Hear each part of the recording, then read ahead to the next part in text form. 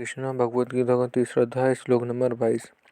नेमा पार्थ शर्ते कर्तव्य त्रेषु लोकसन किन्नते नावापच्य प्रपराने वर्त एवं कर्मणानि। इसका हिंदी अर्थ है, हे पार्थ, मुझे तीनों लोकों में ना तो कुछ कर्तव्य है और ना कोई प्राप्त करने योग्य वस्तु अपर्याप्त है, फिर भी मैं कर्तव्य कर्म में ही लगा रहता हूँ।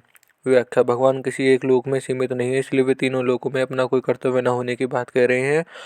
भगवान के लिए त्रिलोक में कोई भी कर्तव्य शेष नहीं है, क्योंकि उनके लिए कुछ भी नहीं पाना शेष नहीं है। कुछ ना कुछ पाने के लिए ही सब मनुष्य, पशु, पक्षी आदि कर्म करते हैं। भगवान उपयुक्त पदों से बहुत विलक्षण बात कर रहे हैं कि कुछ भी करना और पाना शेष ना होने पर भी मैं कर्म करता हूँ।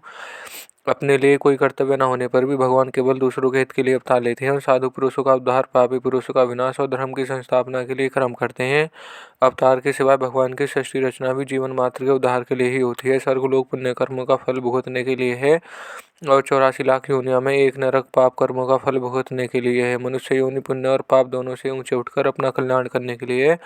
तब यह संभव है जब मनुष्य अपने लिए कुछ ना कुछ करे। वह संपूर्ण कर्म स्थूल शरीर से होने वाली क्रिया, सूक्ष्म शरीर से होने वाले चिंतन और कारण शरीर से होने वाली स्थिरता केवल दूसरों के हित के लिए ही करें, अपने लिए नहीं। कारण है कि जिन पर सब कर्म किए जाते हैं वह स्थूल, सूक्ष्म और कारण तीनों ही संसार के हैं, अपने नहीं है। इसलिए कर्मयोगी शरीर, इंद्रिय, मन, बुद्धि, पदार्थ आदि संपूर्ण सामग्री को संसार ही मानता है, उसे संसार की सेवा में लगाता है। अगर मनुष्य संसार की वस्तु को संसार की सेवा में न लगाकर अपने सुख भोग में लगाता है तो बड़ी भारी भूल करता है। संसार की वस्तु को अपनी मान लेने से ही फल की इच्छा होती है और फल प्राप्ति के लिए कर्म करता है। इस तरह जब तक मनुष्य कुछ पाने की इच्छा से कर्म करता है तब तक उसे कर्तव्य कर्म अर्थात शेष करना रहता है। गंभीरता पूर्वक विचार किया जाए तो मालूम होता है कि मनुष्य मात्र अपने लिए कर्तव्य है ही नहीं। कारण है कि प्राप्ति पुण्य नित्य प्राप्त और स्वयं भी नित्य है, जबकि कर्म और कर्मफल अनित्य अर्थात उत्पन्न एवं नष्ट होने वाला है।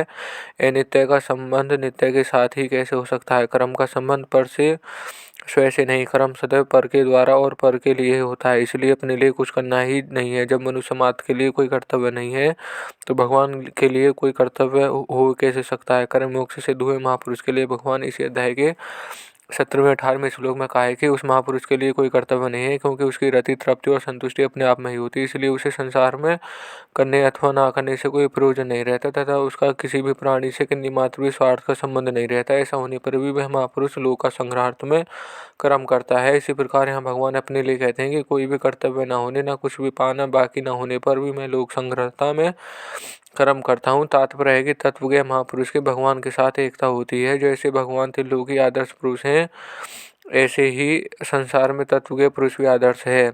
यहाँ एक पदों से भगवान का तात्पर्य है कि मैं उत्साह, तत्परता से आलस्य रहित होकर सावधानी पूर्वक संगोपांग कर्तव्य कर्म को करता हूँ। कर्मों का न त्याग करता हूँ, न अपेक्षा। जैसे इंजन के पहिए में चलने वाले इंजन से जुड़े हुए डिब्बे भी चलते रहते हैं, ऐसे ही भगवान और संत महापुरुष, जिनमें करने और पाने की इच्छा नहीं है, इंजन के समान कर्तव्य कर्म करते हैं।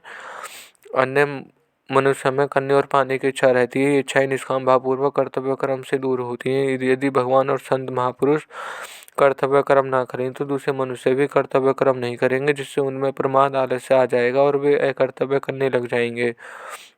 फिर उन मनुष्य की इच्छाएं कैसे मिटेंगे? इसलिए संपूर्ण मनुष्य के हित के लिए भगवान और संत महापुरुषों के द्वारा स्वाभाविक ही कर्तव्य कर्म होते हैं। भगवान सदैव कर्तव्य परायण होते रहते हैं, तभी कर्तव्य युक्त नहीं होते।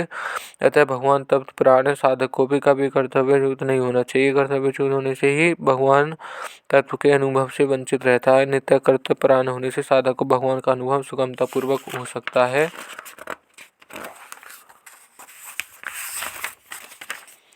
परिशिष्ट भाव। महाभारत में भगवान ने त्रिशोक के तीनों श्लोक में अपना कर्तव्य बताया है। जैसे मैं धर्म की रक्षा करना, स्थापना के लिए तीनों लोकों में बहुत सी योनि अवतार धारण करने उन रूपों और वसु द्वारा तदनुरूप बर्ताव करता हूँ। यह श्लोक यहीं समाप्त होता है। धन्यवाद।